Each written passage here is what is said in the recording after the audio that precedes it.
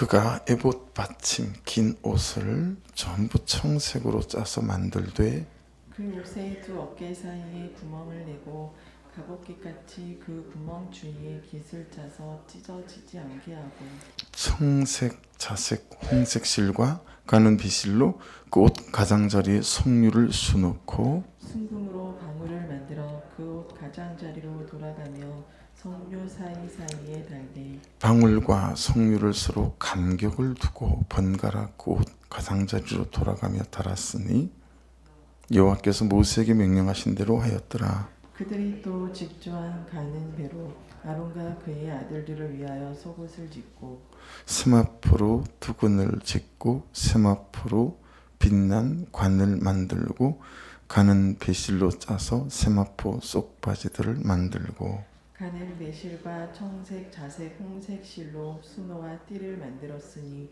여호와께서 모세에게 명령하신 대로 하였더라. 그들이 또 순금으로 거룩한 패를 만들고 도장을 새김같이 그 위에 여호와께 성결이라 새기고 그 패를 청색 끈으로 관 전면에 달았으니 여호와께서 모세에게 명령하신 대로 하였더라. 이스라엘 자손이 이와 같이 성막 곧 해막의 모든 역사를 마치되 여호와께서 모세에게 명령하신 대로 다 행하고 그들이 성막을 모세에게로 가져왔으니 곧 막과 그 모든 기구와 그 갈고리들과 그 널판들과 그 띠들과 그 기둥들과 그 받침들과 붉은 물을 들인 순양의 가죽 덮개와 해달의 가죽 덮개와 가리는 휘장과 증거계와 그 채들과 속죄소와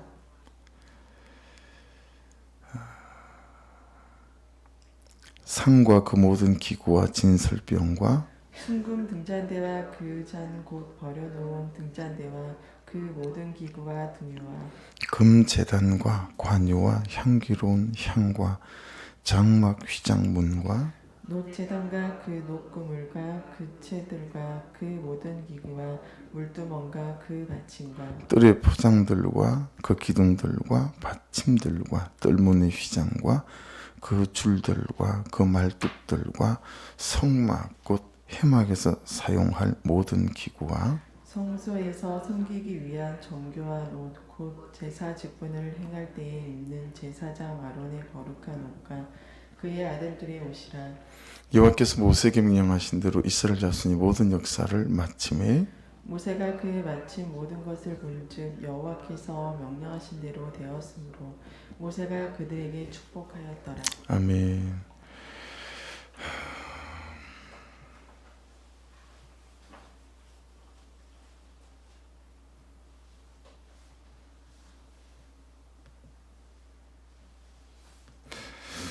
네. 22절부터 26절까지 말씀은 오늘 보시면 이제 에봇 받침 긴 옷에 대해서 나오죠. 그러니까 에봇 위에 이제 덧입는 그런 옷인데 전부 청색으로 만들었다. 다 흰색이잖아요. 이게 청색이어서 이게 이제 그냥 신학적으로 어떤 의미를 부여할 때는 이제 하늘로부터 이제 이런 의미들을 부여하고 있긴 합니다. 그 옷 두 어깨 사이에 구멍을 내고, 그러니까 이거는 이제 그냥 통으로 만든 거예요. 통으로 직조를 해서 목이 들어갈 수 있도록 이제 구멍을 낸 옷이다라고 하는 것을 알 수 있고요. 목 주변이 찢어지지 않도록 갑옷깃 같이 거기를 또 집었다. 그 옷 가장자리에 이제 석류를 수놓고 그리고 순금으로 방울을 만들었죠. 이게 우리가 앞에서 봤죠. 28장에 이 내용이 나와요. 그렇죠? 그 옷 가장자리로 돌아가면서 이제 석류 사이에 달고 방울과 석류를 서로 간격을 두고 번갈아 그 옷 가장자리로 돌아가며 달았으나, 그래서 어떤 신학자들의 견해는 72개의 석류 방울을 달았다, 이제 그 방울을 달았다라고 보는 견해도 있고요. 그 다음에 36개의 이 방울을 달았다라고 이제 보는 경우도 있는데, 그냥 72개 아니면 32개를 이제 수놓은 것과 교차하며 이렇게 달았다, 그렇게 합니다. 제사장 의복 중에서 있잖아요.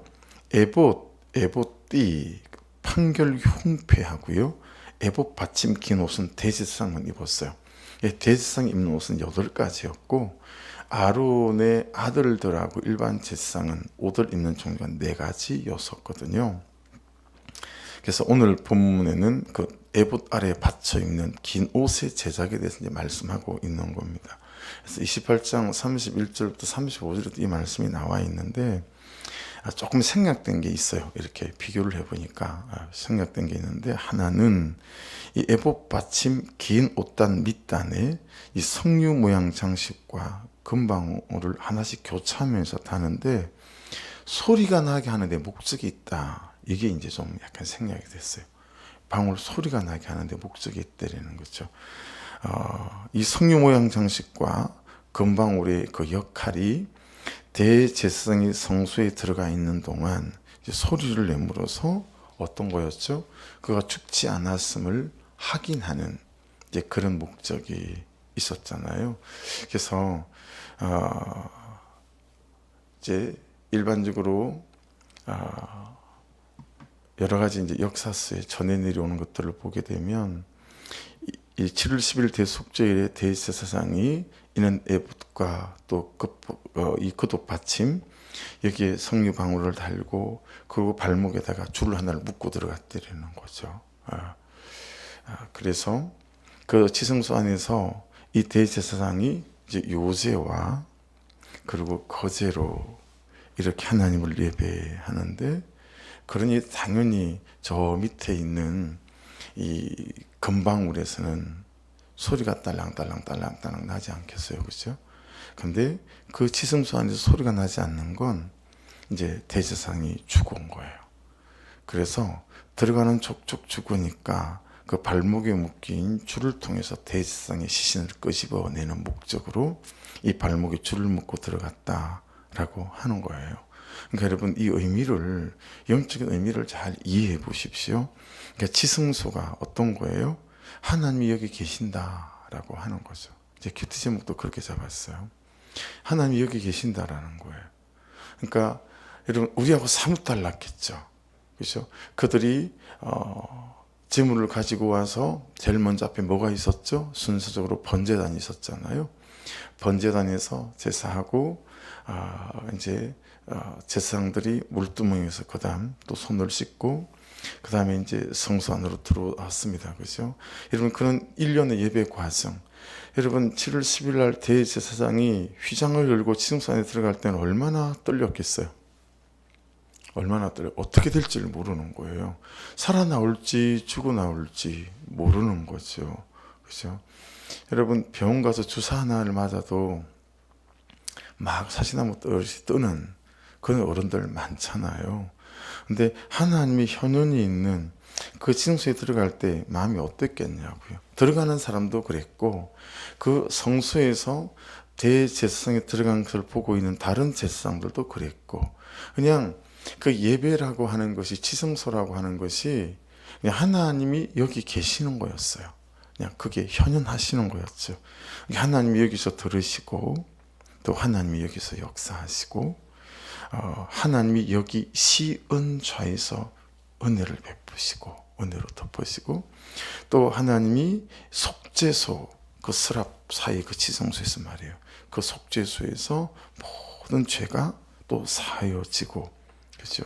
그래서 죄도 죽고 거기서 죄지은 나도 죽고 죄가 사여져서 또 다시 살아나고, 여러분, 이런 거예요. 이런 거예요. 그렇죠? 그러니 여러분, 이것과 비추어서 저와 여러분이 드리는 우리의 예배를 우리가 정말 잘 살펴야 되는 거죠.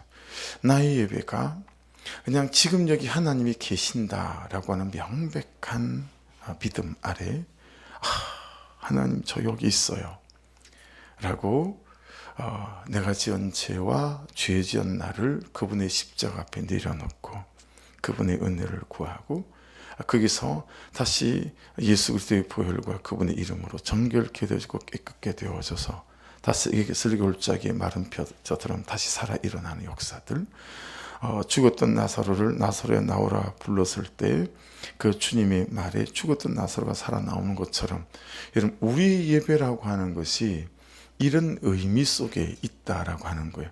단지 이게서 상징이다, 비유다가 아니라 오늘날도 여전히 성령께서 오순절 마가의 다락방에 오신 이후에 여러분 이 속죄소에서 지성소에서 드려졌던 그 예배와 오늘날의 예배가 하나도 다르지 않는 동일한 무게와 깊이로 하나님은 여기 계시고 이곳에서 역사하시는 줄로 믿습니다.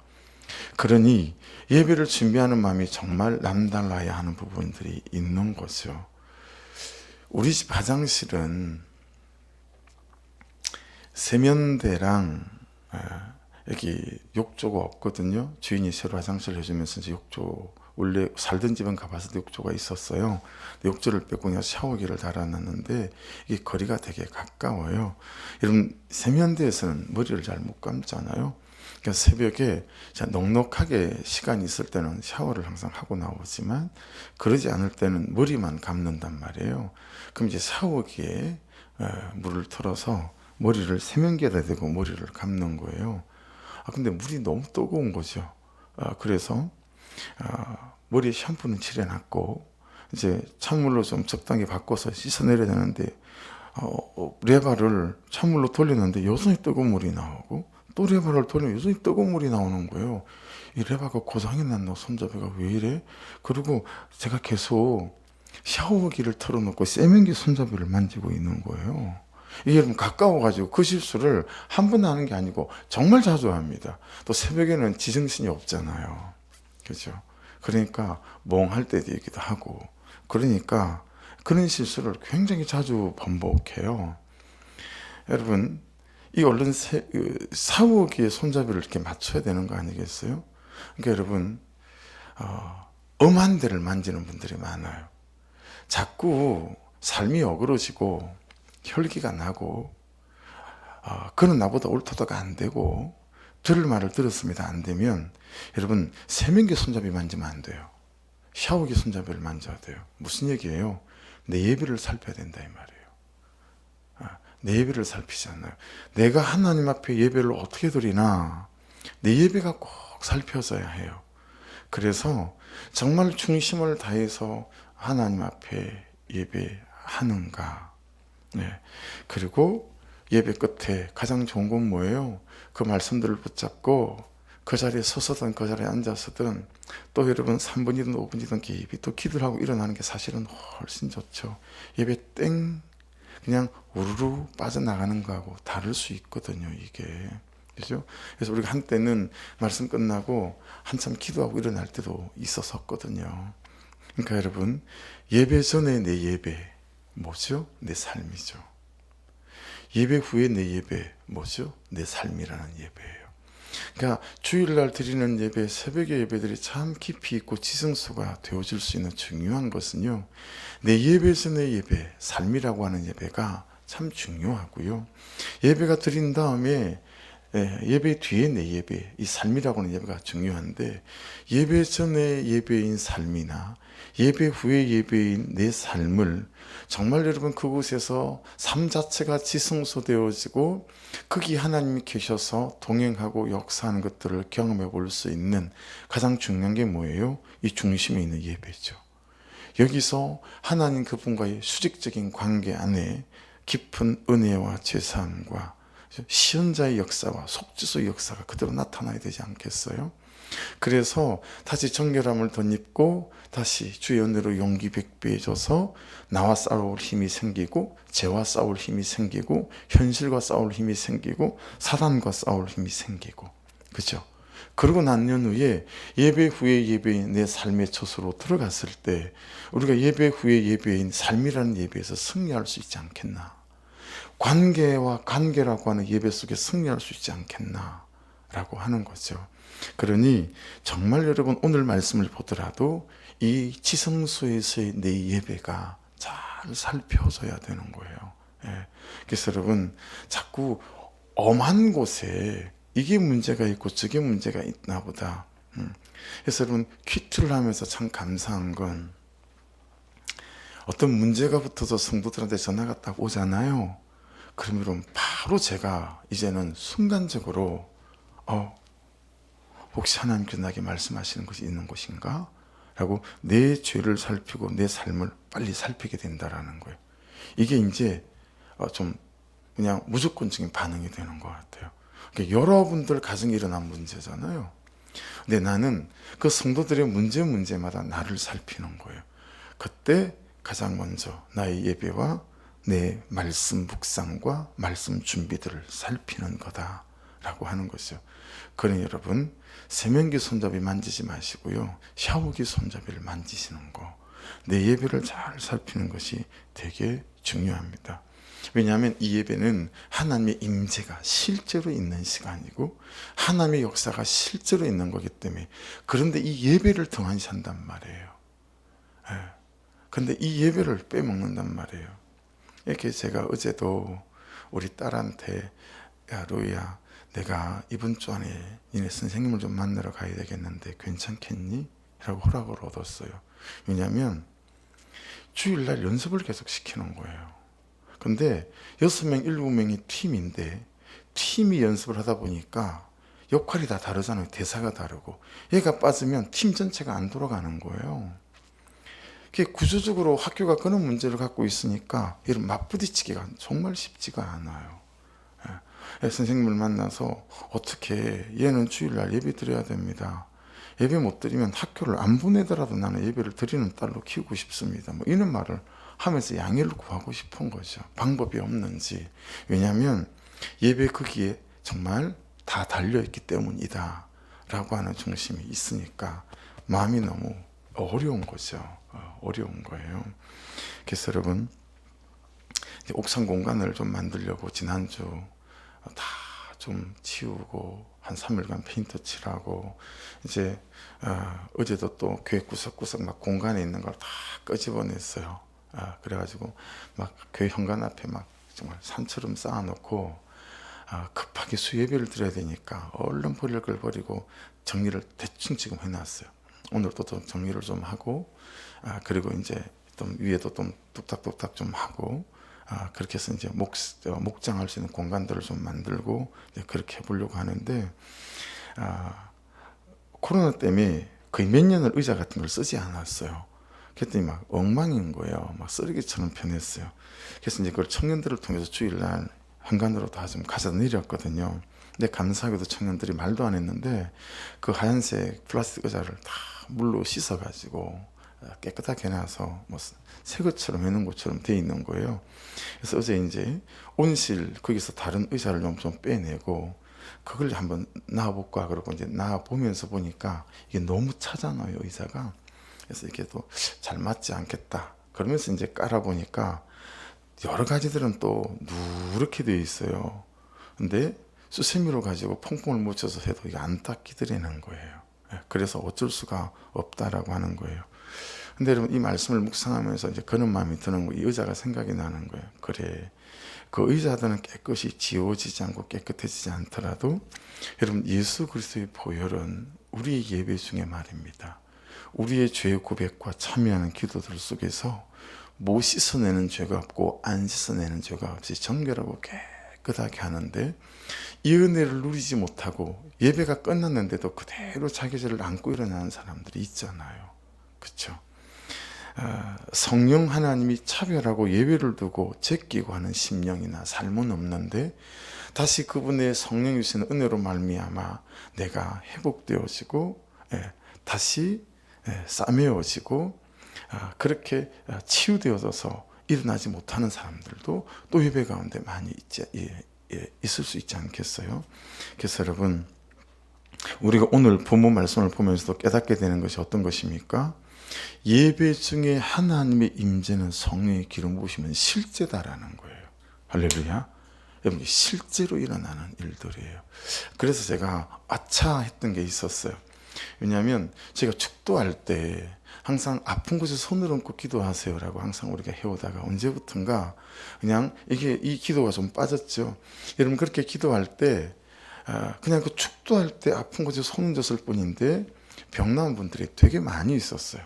주중에 목사님 이게 나았어요. 이게 나았어요. 제가 10여 년 달고 있던 비염이 나았어요. 이런 일들이 호닥이 많이 있었다라고 하는 거예요. 야, 이거 축도할 때 육신이 아픈 곳, 심령이 아픈 곳에, 삶이 아픈 곳에 손 놓고 기도하는 거, 이 문구 하나지만 그 예수 이름으로 하는 그 문구 하나를 빠뜨리지 말아야 되겠다. 저는 이런 적용점이 생기는 거예요. 여러분, 예배 중에 하나님의 임재는 성령의 기름 부으심은 실제인 줄로 믿습니다. 예, 실제입니다. 대단한 찬양단에 있고 없고 그것과 관계없이 성령의 역사와 기름 부으심은 예수 이름의 권세는 실제다라는 거예요. 대단한 교회 사이즈와 그렇지 않음, 성도 수에 전혀 관계없이 여러분, 예배 중에 하나님의 임재는 사실입니다. 그 사실을 믿는 믿음과 확신이 그 은혜 속에 우리를 거하게 하시고 그 은혜를 경험하게 한다라고 하는 것입니다. 그래서 여러분, 이 사실을 믿는 믿음이 저와 여러분 것 되셔서 저와 여러분이 예배하시고 우리 소망의 교회가 예배할 때마다 이 사실인 하나님의 역사와 능력이 예배 속에서마다 경험되어지는 그런 은혜가 있기를 주의 이름으로 축복합니다. 죄가 사여지는 것이 사실이고 은혜가 베풀어지는 것이 사실이다 라고 하는 거죠. 근데 이 예배를 우리가 놓치고 이 예배를 사소하게 생각하고 이 예배를 우리가 그냥 제끼고 버리고, 그래서 목장에서 목원들이 가장 안타깝게 여겨야 될 게 뭐냐면 성도들이 예배 밖에 있는 것입니다. 예. 그래서 정말 여러분들이 도시락 싸들고 다니면서 예배에 초청하는, 예, 그렇죠? 그런 일들이 목장 안에서 일어나야 하는 거죠. 그래서 정말 피투성이라도 어떻게든 예배에는 붙어 있는, 예, 그래야 나중에 들을 기도 생기고, 그죠? 말씀도 들리고 이제 이런 일들이 생기는 것이죠. 그래서 다시 좀 예배에 대한 마음이 좀 새로워지는 은혜가 있었습니다. 그 27절부터 30절, 29절까지는 거기 보면 세마포라는 단어가 많이 나오죠. 28절에 보시면 다 속옷에 대한 얘기예요.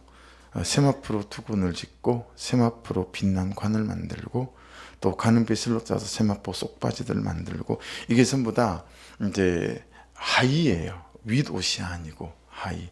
그래서 일반적으로 이것은 이제 신학적으로 풀 때 이 하의이기 때문에 우리의 죄를 가리고 덮는 것, 하나님께 나아갈 때 우리의 죄를 가리고 덮는 이제 그런 영적인 의미들이 있다라고 이제 해석을 합니다. 그래서 이걸 전부 다 세마포로 만들었다. 그러면서 여러분, 그게 끝난 다음에 30절에 이 말씀까지만 짧게 나누죠. 그들이 또 순금으로 거룩한 패를 만들고 도장을 새김같이 그 위에 여호와께 성결이라 새기고, 주인 성결교회잖아요. 그래서 이 말씀을 많이 붙잡습니다. 사중복음을 말할 때 신유 말하고 또 재림 말하고, 우리 성결이 있거든요. 성결을 말할 때 30절, 이 구절을 항상 증거 구절로 저희가 많이 이제 언급하는 그런 말씀인데, 여러분, 하나님께 성결한 삶을 살려면 말씀 앞에서 정말 사소한 부분까지 두렵고 떨리는 마음으로 하나하나 적용해 가고, 또 힘든 사람들, 연약한 사람들을 이 하나님 은혜 아래에 있는 그런 보석 같은 또 존재로 귀히 여기고 이제 이런 거죠. 그래서 하루만 살자, 말씀으로 하루만, 제가 해보니까 그런 거예요. 그래서 그런 말을 하는 거예요. 해보니까 이틀을 못 살겠는 거 있죠. 그래, 오늘 주신 말씀 가지고 하루만 살자, 그게 가장 위대한 삶이다 그랬는데, 인천의 그 박부영 모사님이라는 분은 하루도 자기는 못 살겠더라. 그래서 우리 반나절만 삽시다 그러신다는 거예요. 우리 반나절만 살고 점심때 다시 하나님 앞에 잘 머물고 또 남은 반나절 하나님 앞에서 살고, 이게 그렇게 마음에 이렇게 와닿는 거 있죠. 여러분, 시간의 사소함, 또 우리의 삶의 사소한 부분에 이르기까지 참 모자는 것까지 싶은 사소한 부분들이 우리 말씀 앞에서 잘 적용되어지고, 그리고 그 적용대로 살아내려고 하는 또 순종의 몸부림들이 있게 되어지게 될 때 하나님 앞에서 성결한 사람과 성결한 삶으로 세워져가는 은혜가 있게 될 줄로 믿습니다. 그래서 저하고 여러분은 하나님께 드려진 거룩한 백성이라고 사실은 출애굽기잖아요, 지금. 그래서 진멸이란 단어가 나오는 데가 이제 출애굽기이거든요. 그래서 요단강을 건너기 전까지는 전쟁할 때 규칙이 있었죠. 여성들, 아이들, 노약자들은 죽이면 안 돼요. 전쟁터에 나온 군인들, 이런 사람들 죽이는 거죠. 전쟁이니까요. 그런데 어때요? 요단강을 건너는 순간부터 하나님의 말씀이 싹 바뀌죠. 야, 가나안 땅에 들어가는 순간부터 숨 쉬는 것들은 전부 다 진멸해라. 그렇게 말합니다. 예. 그래서 제가 청년회 때 19살 예수님을 만나고 이제 성경을 통독해 갈 때 대단히 불편했습니다. 이 말씀들이. 아니, 아무리 그렇지만 어떻게 진멸하나, 숨 쉬는 것까지 다 죽이나. 하나님 독하다. 이게 제가 아는 하나님하고 그렇게 말씀하는 하나님하고 이게 일치가 안 되는 거예요. 사랑의 하나님인데 왜 이러시는 거지? 이런 거죠. 그런 갈등 구조가 생기더란 말이에요. 근데 이제 말씀을 읽어가고 그러다가 이제 깨닫게 된 거죠.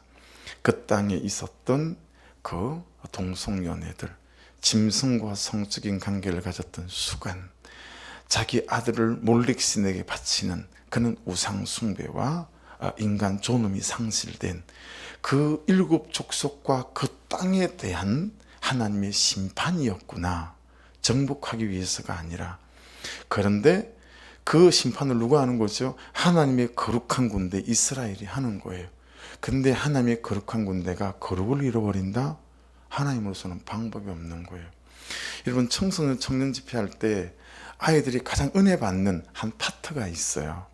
그게 뭐냐면 어느 날 목사님이 또는 전도사님이 기도하다가 그냥 하나님하고 그냥 그는 짧은 대화들이 되어졌다. 하나님, 도대체 대안이 있습니까? 이 시대에 대한, 또 이 가정에 대한, 이 공동체에 대한 대안이 있습니까? 그랬더니 하나님이 대안이 있다. 그 대안이 뭡니까? 그랬더니 한 사람을 말씀하시더라. 근데 그 한 아이는 우리 중고등부에서 제일 못됐고 제일 불순종하고 제일 나쁜 짓도 많이 하고 그런 애인데 그 애를 하나님의 대안이라고 말씀하시더라. 그 아이를 하나님이 씻기고 하나님이 채우시고 고치셔서 그를 통해서 내가 하나님이 살아계신 것들을 보일 거다 라고 말씀하시는 거에서 내가 너무너무 도전이 되고 은혜가 되더라. 그러니 하나님의 대안은 여러분입니다. 여러분, 여기에 참 아이들이 영적인 도전을 받아요. 야, 하나님께서 나를 만지시면 내가 이 시대를 향한 하나님의 계획이 되고 대안이 될 수 있는 거구나. 그러니까 여러분, 공부로 하나님의 계획이 대안이 되는 게 아니고요, 다른 어떤 것들로 하나님의 대안이 되는 게 아니라 여호와께 성결, 이 하나님의 거룩한 군대로 백성으로 저와 여러분이 세워지고 우리 교회가 세워지게 되면 이 도시를 향한 하나님의 계획이 되고 대안이 될 줄로 믿습니다. 여러분의 가정에서도 마찬가지예요. 여러분이 하나님의 계획이 되고 대안이 될 수 있는 건 여호와께 성결, 이 그분의 은혜와 말씀으로 우리가 거룩하여질 때 여러분 거룩한 군대로 저와 여러분이 대안되어져서 그 땅을 새롭게 하는 하나님의 사람들이 될 줄로 믿습니다. 그러니 항상 자부심을 가집시오. 할렐루야. 여러분, 자부심을 가져야 돼요. 소망의 성도들은 우리가 걸어가는 이 길이 맞기 때문에 그렇습니다. 우리가 걸어가는 이 길이 옳기 때문에 그렇습니다. 할렐루야. 말씀을 따라가는 이 삶 옳아요. 그렇기 때문에 항상 자부심을 가지고 여러분 이 말씀을 따라가는 걸음이 물러서지 않으시고 그렇게 거룩한 군대로 예배 안에서 잘 지어져 가셔서 절대로 예배와는 타협하지 않는. 여러분, 오죽하면 저희가 재정이 넘치는 우리 가정이 아니잖아요. 근데 얘를 예배 드리게 해야 되니까 아침에 아이가 학교 가서 막 연습하다가 예배 시간에 택시를 타고 오게끔 택시비를 주는 거예요. 그리고 또 예배를 마치고 나면 또 가서 남아있는 친구들하고 연습을 기다리고 있으니까 또 연습을 해 택시비를 주는 거예요. 그럼 지금 주일에 한 번만 택시비 3만 원이 나가는 거예요. 이건 우리 가정에 아주 큰 액수란 말이에요. 근데 이제는 그것도 안 되게끔 만들어 버린 거예요. 택시 타고 와서 예배 드리고 택시 타고 가고 이것도 안 되게 만들어 버린 거예요. 그렇게라도 해달라 이용하려고 하는 거예요. 오죽하면 예배에 우리 딸의 인생이 달려있다고 보는 거니까요. 여러분 그렇게 타협 없는 예배에 피투성이라도 붙어있는 분들이 되셔서 그 하나님의 실제가 있는 예배 속에서 그걸 믿는 믿음과 확신을 통해서 항상 그 샤워기 손잡이를 살피는 그걸 통해서 여러분 그것부터 예배부터 점검하시면 이 풀려가는 헝클어진 것들이 매듭이 풀려가는 그런 은혜가 있게 될 줄로 믿습니다. 기도하시죠.